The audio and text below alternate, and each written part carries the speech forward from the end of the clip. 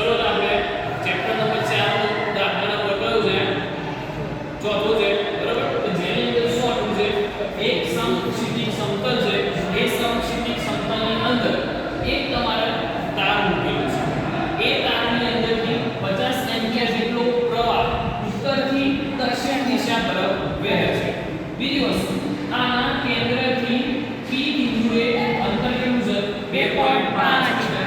તો આ જગ્યાએ તમારે ચુંબકીય ક્ષેત્રનું મૂલ્ય શોધવાનું છે. તો તમને ખ્યાલ હશે ચુંબકીય ક્ષેત્ર, તો ચુંબકીય ક્ષેત્ર શોધવાનું સૂત્ર શું છે ભાઈ? સંજય, ચુંબકીય ક્ષેત્ર શોધવાનું સૂત્ર, તો ચુંબકીય ક્ષેત્ર શોધવાનું સૂત્ર છે B બરાબર divided by 2 pi r. Okay, આની કિંમત તમને ખબર છે, μ0 ની કિંમત કેટલી છે? તો એની કિંમત છે 4 પાઈ ગુણ્યા 10